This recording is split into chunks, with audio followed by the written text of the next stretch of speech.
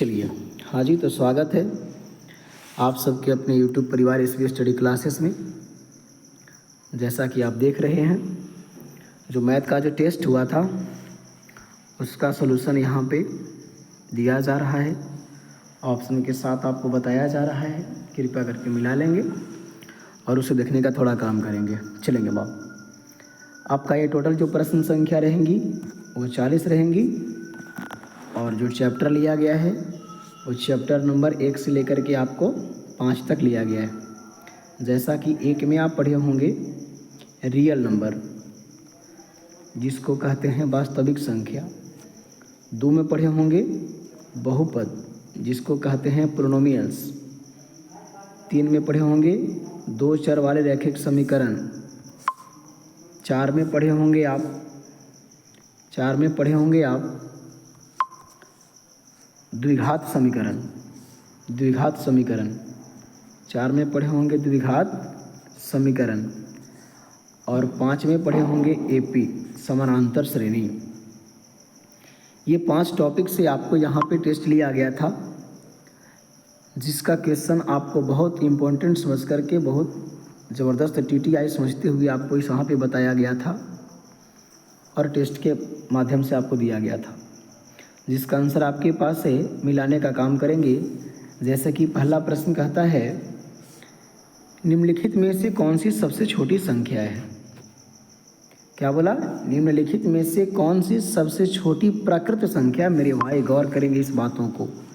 Natural number प्राकृत संख्या के बारे में कहा है। सर जी आपको बताए होंगे प्राकृत संख्या किसे कहते हैं, नेचुरल नंबर किसे कहते हैं? तो गिनती की संख्या को प्राकृत संख्या कहते हैं सर। गिनती की संख्या को क्या कहते हैं? प्राकृत संख्या कहते हैं। यानी गिनती कहाँ से शुरू होता है? 1 2 3 4 5 6 इनफाइनाइट तक चला जाता है। तो सबसे छोटी बोला है, सबसे छोटी, तो 1 से छोटी तो कोई होगा नहीं। Option C. दूसरा प्रश्न कहता है, निम्नलिखित में से कौन सी परिमेय संख्या है? परिमेय संख्या है। जो भी रूट में होता है जिसका वर्गमूल संभव नहीं है वो अपरिमेय होता है। रूट में देखिए 25 भी है, लेकिन 25 का वर्गमूल क्या होता है? 5, जो परिमेय संख्या हो जाएगा। तो ऑप्शन ए में टिक लगाएंगे। तीसरा प्रश्न कहता है, निम्नलिखित में से कौन सी अपरिमेय संख्या है? जो रूट में रहे उसका वर्गमूल संभव नहीं है। यहाँ पे देखेंगे थोड़ा सा क्वेश्चन यहाँ पे आपका आ गया है। अपरिमेय संख्या को लेते हुए बाय मिस्टेक क्वेश्चन टाइप हो गया। यहाँ पे जो आपके पास एक 9/27 दिख रहा है, उसको आप कहेंगे 3/27 था। ठीक है, तो ये आपका ये परिमेय है। देखते हुए बोला गया है अपरिमेय, तो आपका कौन हो जाएगा? डी √5 + √5 2√5 हो जाएगा, जो आपका क्या हो जाएगा? डी हो जाएगा। Option D. इसी के साथ आप देखेंगे चौथा प्रश्न तो कहता है क्या, यदि P और Q 2 अभाज्य संख्या है तो मस्सा, अभाज्य संख्या का मस्सा कुछ भी हो मेरे भाई बहन, 1 होता है। जैसे 7 और 11 का, 11 और 13 का, 13 और 29 का, जो अभाज्य संख्याएं होंगी ना, उनका मस्सा कितना होता है? 1 होता है। आपको कहेगा क्वेश्चन नंबर 5 0.13 बार, यानी कि 13 पर बार लगा है। तो आप जैसा कि जानते होंगे दशमलव के बाद जितनी संख्याएं पे बार लगी होती है ना, बटा में उतना 9 होता है। तो आप याद करेंगे 13/99। 2 संख्या पे है बार तो 2 को 9 लगाएंगे। Option C. छठा प्रश्न कहता है, 18 तथा 72 का HCF, 18 से 72 में भाग देंगे तो 18 चौके 72 हो जाएगा, कट जाएगा पूरी मामला। HCF ए वाला होता है, यानी कि 18A हो जाएगा। ऑप्शन ए हो जाएगा छठा का। 7वां प्रश्न कहता है, √12 को परिमेयीकरण गुणांक क्या है? √12 को परिमेयीकरण गुणांक कहने का मतलब हुआ मेरे भाई बहन किसको आप किस प्रकार से लिख सकते हो, √3 नहीं, √2 नहीं, √6 नहीं, इसको लिख सकते हो आप √4 गुना 3, जैसा कि 4 तिया की 12 होता है और 4 का वर्गमूल 2 होता है जो बाहर हो जाएगा। इसका ऑप्शन डी हो जाएगा। ऑप्शन क्या हो जाएगा, डी हो जाएगा। देखेंगे अगला प्रश्न कहता है आपके पास 8वां नंबर, यदि p एक धनात्मक पूर्णांक है तो धनात्मक सम पूर्णांक का रूप क्या होगा। मेरे भाई कोई भी p धनात्मक, जैसे कि मान लिया जाए 5, मान लिया जाए 8, बढ़िया से लिखते थोड़ा सा, देखो इधर, मान लिया जाए क्या है आपके पास 5 है और मान लिया जाए आपके पास 8 है। बोला है कि इसको हम क्या करें कि वो एक क्या बने, धनात्मक समपूर्णांक तो है तो सम संख्या बन जाए, सम संख्या बन जाए। गौर करेंगे वो संख्या को, अगर आप धनात्मक संख्या को जब आप 2 से गुना करेंगे ना मेरे भाई, 2 से, तो सम संख्या बन जाएगा। क्योंकि जब p है तो p के बराबर नहीं होगा, क्योंकि 5 भी हो सकता है, 5 में 1 जोड़ेंगे तो 6 तो सम संख्या हो जाएगा, लेकिन अगर 8 में 1 जोड़ेंगे तो 9 हो जाएगा, विषम हो जाएगा। तो कोई भी संख्या में अगर दोगुना आप उसको कर दो ना, दोगुना उसे आप कर दो ना, तो वो जो बनेगा वो सम संख्या बनेगा। क्या बनेगा, वो सम संख्या बनेगा। तो इसका आंसर जो हो जाएगा वो आपका 2p हो जाएगा। जो 2 से विभाजित होता है उसी को तो कहते हैं ना, तो 2 से विभाजित कौन होगा, जो 2 के गुणांक में रहेगा। चलेंगे 8वां क्वेश्चन हो गया। 9वां प्रश्न कहता है आपको कि निम्नलिखित में किसका दशमलव प्रसार शांत है। आपको बताए होंगे। अगर आपके पास समय है तो आप अंश में हर से भाग देने का काम करेंगे। जो दशमलव के बाद अगर पूरी संख्या कट जाती है वो शांत होती है और जो नहीं कटती है वो अशांत होती है, जैसा कि डॉटेड लाइन आ जाए। इस बात को आप जानते होंगे। तो यहाँ पे एक शॉर्ट तरीका भी बताए होंगे कि जिसके बटा में 2 और 5 के अलावा अगर कोई और संख्या आ जाए वो अशांत होता है। यानी कि 2 और 5 है तो संख्या क्या होगा, शांत होगा। देखेंगे इसमें 2 है, नहीं 41 में, 18 में देखेंगे तो 2 गुना 9 हो जाएगा। तो 2 5 के अलावा ये आपका क्या है, अशांत है। 41 भी क्या है, अशांत है। 45 को करेंगे 4 गुना 5, तो देखिए 5 गुना 9 तो 9 आ जा रहा है 2 5 के अलावा, तो ये आपका अशांत है। ये आपका क्या हो जाएगा, ये शांत। इसको कह सकते हैं 16 पंजे की 80 और 16 को लिख सकते हैं आप 2 के पावर 4 गुना 5, है ना। तो आपका क्या हो जाएगा, 16 पंजे की 80, आपका ऑप्शन डी हो जाएगा। क्या हो जाएगा, ऑप्शन डी हो जाएगा। ठीक है, चलेंगे अगला प्रश्न कहता है क्या कि निम्नलिखित में किसका दशमलव प्रसार अशांत है। ओहो, अशांत है। क्या गौर करेंगे यहाँ पे, 0 के अलावा जो भी दिख रहा है तो अशांति लाएगा ना, वो अशांत है। ऑप्शन है आपका सी हो जाएगा। 11वां प्रश्न कहता है 64 के अभाज्य गुणनखंड में 2 का घातांक क्या होगा। 64 को आप अभाज्य गुणनखंड बनाइए। 64 2 से भागा देंगे तो आपका 32 हो जाएगा, 2 से देंगे आपका 16 हो जाएगा, 2 से देंगे आपका 8 हो जाएगा, 2 से देंगे आपका 4 हो जाएगा, 2 से देंगे 2 हो जाएगा। 1 2 3 4 5 6, 2 के पावर कितना हो जाएगा, 6। Option C. ऑप्शन क्या लगाएंगे, सी लगाएंगे। ऑप्शन क्या लगाएंगे, सी लगाएंगे। 11वां का 12 कहता है कि महत्तम समावर्तक पी क्यू, माने कि आपका HCF PQ का और LCM PQ का गुना करेंगे तो क्या होगा। तो आपको बताए होंगे जब 2 संख्या होता है तो दोनों संख्याओं का गुणनफल उसके LCM गुना HCF के बराबर होते हैं। तो जैसा कि LCM HCF दिया गया है तो आपका उस संख्या कौन हो जाएगा, P और Q, P गुना Q, P गुना Q। यहाँ पे है, हाँ, ऑप्शन ए आपका हो जाएगा, P गुना Q। किसी बहुपद की घात होती है, क्या कौन सी संख्या पूर्ण संख्या होती है, भिन्न संख्या होती है, ऋण संख्या होती है। पूर्ण संख्या हम लोग क्या कहते हैं, जो 0 से लेकर के होता है ना पूर्ण संख्या। तो घात आपका शून्य हो सकता है क्या, तो शून्य हो भी सकता है, शून्य घात ये बहुपद हो भी सकता है। चलेंगे आगे आता है तो क्या कहता है कि बहुपद ax² plus bx plus c a≠0 का आलेख होता है। क्या होगा, वृत्त, प्रबलय, सरल रेखा, अति प्रबलय। तो गौर करेंगे जब भी द्विघात बहुपद होता है उसका ग्राफ ऐसा होता है, यानी कि परवलय कहेंगे। क्या होता है, परवलय। आगे कहता है 0.28 वाले बहुपदों की संख्या कितनी होगी। तो 28 से बहुत सारा बनाया जा सकता है जी, अनगिनत। आगे आएंगे 16 नंबर प्रश्न कहता है आपको कि किसी द्विघात बहुपद के शून्यक यदि 2 एवं 6 है तो द्विघात बहुपद होगा। 2 एवं 6 है तो द्विघात बहुपद होगा। गौर करेंगे प्रश्न पे। आपको यहाँ पे पहले प्रश्न को लगाया गया है, क्या कहा है कि उसका अल्फ़ा और बीटा क्या है, शून्यक अल्फ़ा का मान 2 है और बीटा का मान कितना है, बीटा का मान 6 है। ठीक है, तो बोला है कि द्विघात बहुपद क्या होगा। तो जानते हैं हम लोग कि x square minus alpha plus beta x और क्या होता है प्लस अल्फ़ा इंटू बीटा।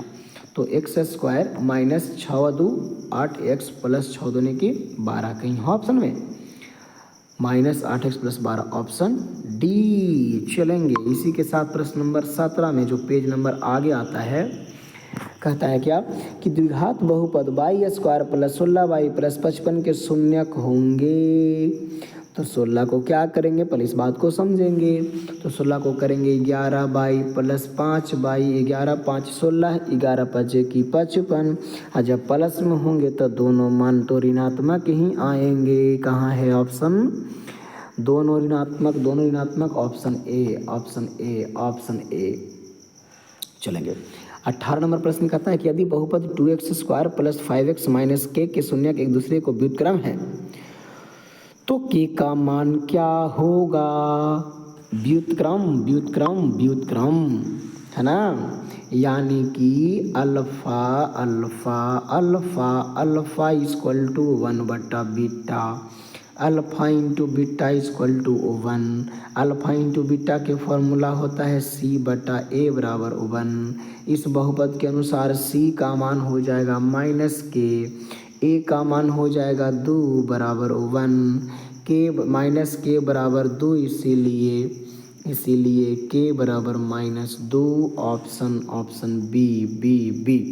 ठीक है, चलेंगे क्वेश्चन नंबर 19 कहता है यदि पी एक्स बराबर X square plus 5x minus 12 तो P1 का मान 1 का स्क्वायर 1, 5 में 1 से गुना करेंगे तो 5 माइनस 12 6, 12 में से 6 गया तो -100 -6 -6।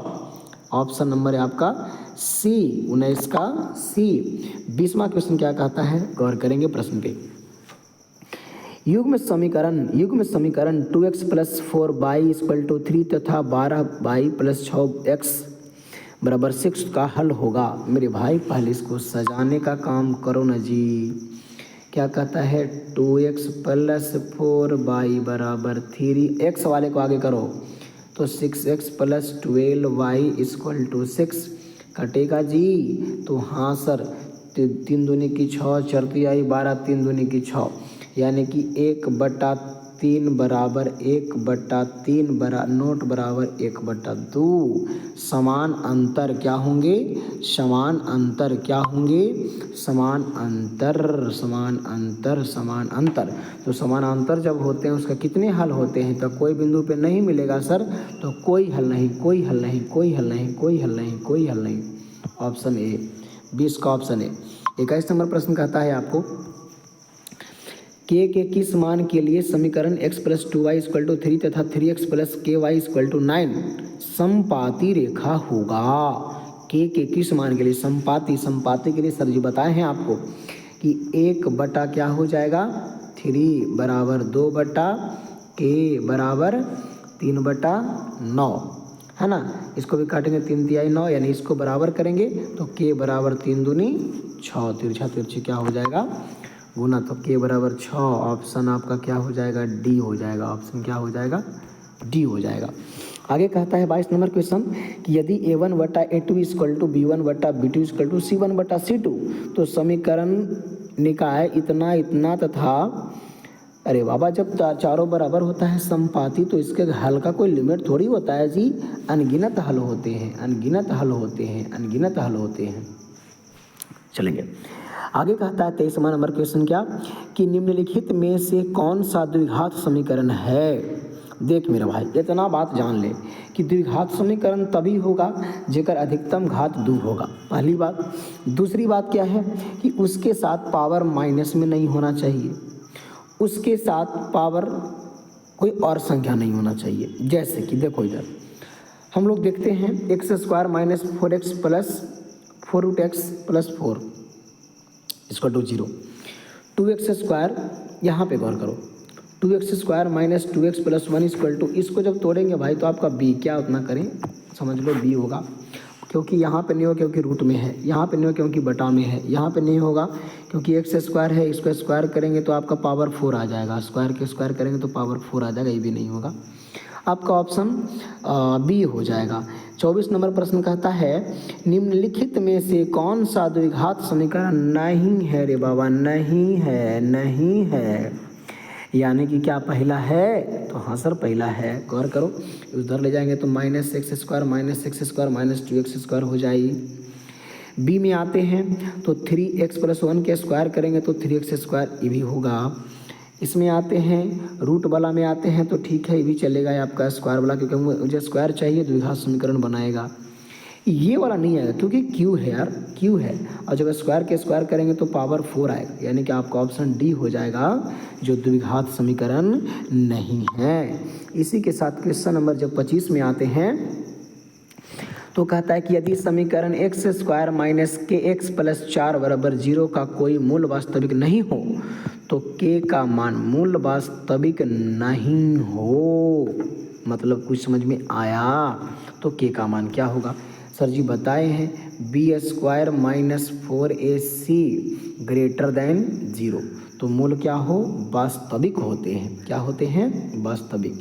B square minus 4ac equal to 0, तो मूल क्या होते हैं, वास्तविक होते हैं, वास्तविक। लेकिन जब आ जाए B square minus 4ac less than 0 तो अवास्तविक होते हैं, तो वास्तविक नहीं है मतलब कि अवास्तविक है, यानी कि B square minus 4ac less than 0।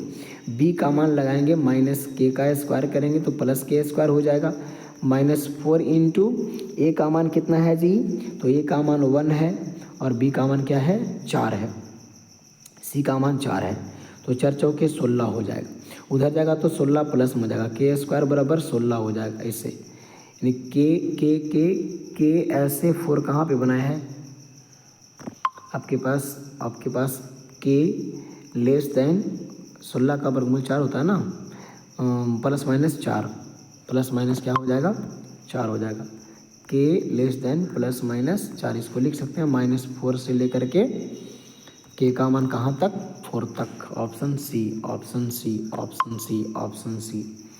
Question number 26 कहता है क्या, यदि द्विघात समीकरण 2x square minus px plus p बराबर 0 का मूल्य समान हो तो p का मान होगा, p का मान होगा, समान है, समान है, यानी क्या है वो, समान होगा, तो क्या होगा, बी स्क्वायर माइनस 4ac बराबर 0, b का मान आपका p है तो p स्क्वायर माइनस 4 इंटू ए का मान 2 है, तो क्या हो जाएगा, 1 है, तो 4 दूनी की 8 हो जाएगा, पी स्क्वायर बराबर 8 हो जाएगा, p बराबर 2√2,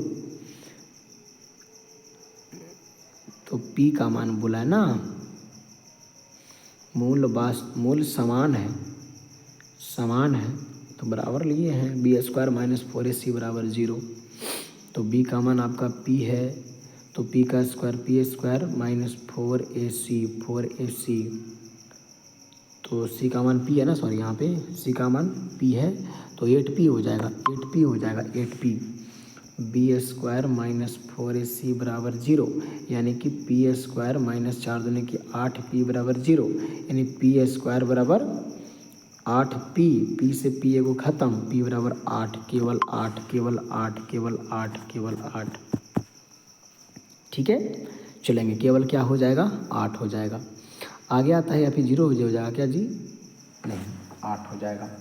आगे क्या कहते हैं, आगे यदि अल्फा तथा बीटा द्विघात समीकरण X square minus 3√3x minus 12 equal to 0 के मूल हो तो alpha plus beta minus √3 equal to क्या होगा, तो अल्फा प्लस बीटा माइनस √3, तो अल्फा प्लस बीटा का मान होता है alpha plus beta minus √3, alpha plus beta का मान होता है माइनस बी बटा ए, इसको करेंगे माइनस बी बटा ए, तो माइनस माइनस प्लस हो जाएगा 3√3 माइनस रूट थ्री बराबर 2√3।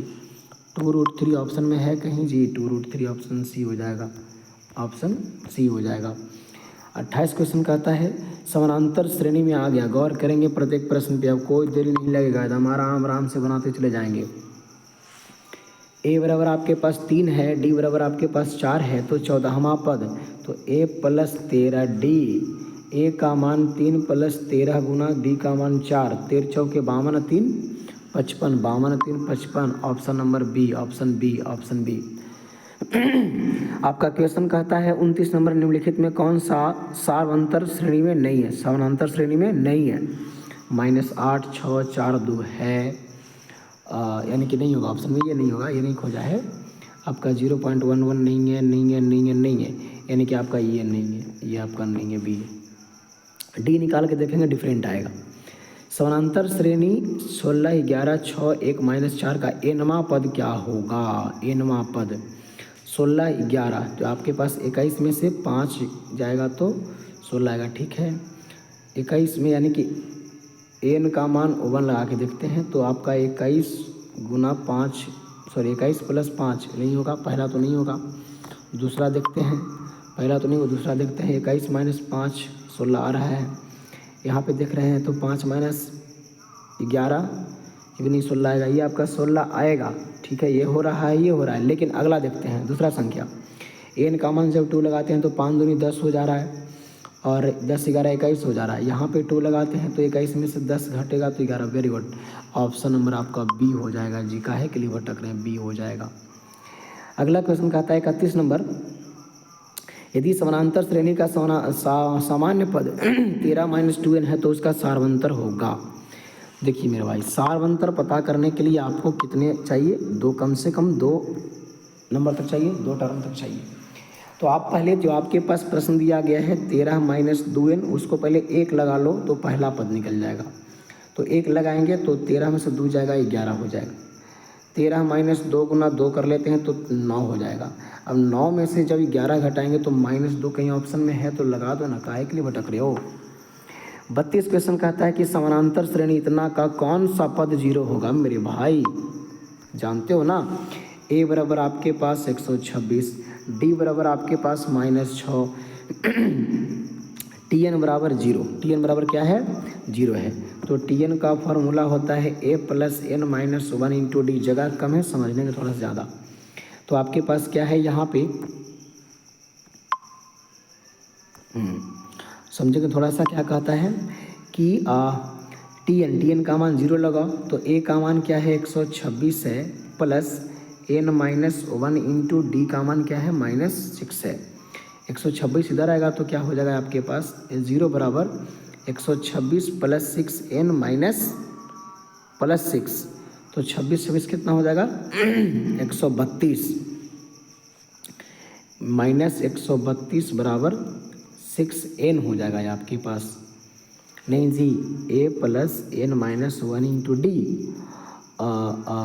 हाँ ठीक है, तो लगाए हाँ, तो प्लस से हो जाएगा 6, सॉरी माइनस एन हो जाएगा ना, ये माइनस, तो माइनस क्या होगा? ये प्लस हो जाएगा, है ना, ये माइनस हो जाएगा, माइनस से गुना करेंगे तब माइनस। तो अब के मरतबे कटेगा भाई? 132 में काट लो 6 से, तो 6 दूनी की 12, 6 दूनी की 12, 22। सी आपका ऑप्शन क्या हो जाएगा? सी हो जाएगा। ऑप्शन आपका क्या हो जाएगा? सी हो जाएगा। अब जो आपके पास है थोड़ा बनाने लायक क्वेश्चन है, गौर करेंगे बातों पे, प्रत्येक क्वेश्चन को गौर करेंगे, समझ में आएगा, बनाइएगा। चलेंगे, क्या कहता है प्रश्न, समझेंगे। प्रश्न क्या कहता है यहाँ से समझेंगे। 33 से एपी है जो 8 11 13 है, तो 12वां पद, अरे ए प्लस 11 डी, ए प्लस 11 डी, ए का मान 8, 11 गुना डी का मान 11 में से 8 जाएगा तो 3, 11 आई 33, 33 प्लस 8 कितना होता है? 41, 41 लगा लो, 41, ठीक है। चलेंगे अगला प्रश्न। दूसरा कहता है कि ए पी बराबर -5 -8 11 तो टी 15, ए प्लस 14 डी, ए का मान -5 प्लस 14 गुना डी का मान कितना? -8 में से जाएगा तो -3 आएगा, तो -5 14 42 -42 -47, माइनस क्या आएगा, 47 आएगा आपके पास। माइनस क्या आएगा, तो 47 आएगा। ये आपका हो जाएगा 41, ये आपका हो जाएगा -47। -47 गौर करेंगे, हटाएंगे तो मिटा भी जाएगा, मिट जाएगा। आप फिर से इसको लिखने का काम करेंगे। ये आपका 33 में आपका 41 और 34 में -47। 35 कहता है कि 5/2, 3/2, 1/2, तो 8वां पद a + 7d। तो a का मान आपके पास 5/2 है, 7 गुना d का मान आपके पास -1 है। तो 5/2 में से a प्लस कितना बोले जी, 7d ना, 7d। तो 7d का मान -1 हो जाएगा। तो 5/2 में क्या है 5/2 में किसको ऐड करेंगे, घटाएंगे, तो -7 को घटाएंगे, एलसीएम करेंगे तो 2 हो जाएगा। 5 - 14 हो जाएगा, 9 × 5 = 14, 9/2 हो जाएगा। क्या हो जाएगा, -9/2 हो जाएगा। चलेंगे 36 कहता है कि AP बराबर 3, 5, 7, 9 बारहमा पदों का योग A से 12 निकालना है। मुझे उम्मीद है आप निकाल लेंगे। ये कहिए तो निकाल भी देते हैं भाई, फिर कहिएगा सर छोड़ दिए। A से 12 होता है n/2 × 2a + n - 1 × d। n होता है प्रश्न। चलेंगे तो n का मान 12/2 हो जाएगा, 2 गुना a का मान आपके पास इसमें है 3, 12 में से 1 गया तो 11 गुना d का मान हो जाएगा 2, यानी कि 6 हो जाएगा।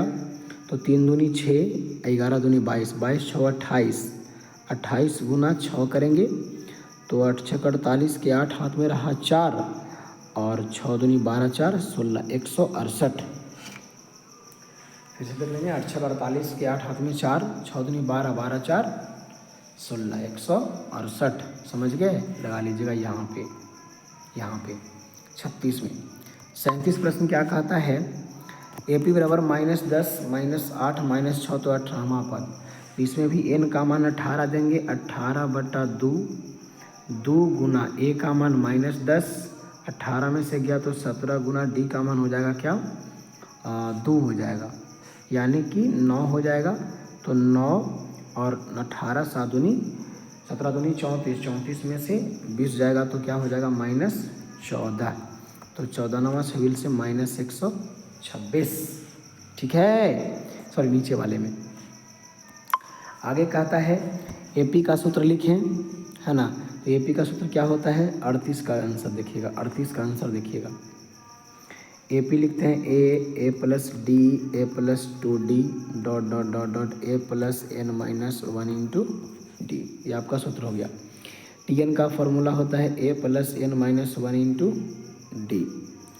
SN का फॉर्मूला होता है n/2 × 2a + n - 1 × d। इसी के साथ आपका प्रश्न क्या होता है, और समाप्त होता है। तो पूरा प्रश्न को आप देख लिए, जैसा कि है ना, पूरा प्रश्न को आप देख लिए। तो आज तक इतना ही, बाकी फिर अगले दिन। तब तक के लिए नमस्कार, थैंक यू। और बाकी आपका पूरा टॉपिक सिलेबस जो भी टेस्ट होगा देते रहेंगे। और बाकी जो किया है कि आपका क्लास कंटिन्यू चालू होने वाला है, प्रत्येक क्लास को गौर से देखेंगे। आज तक इतना ही, बाकी अगले दिन। तब तक के लिए नमस्कार, थैंक यू सो मच।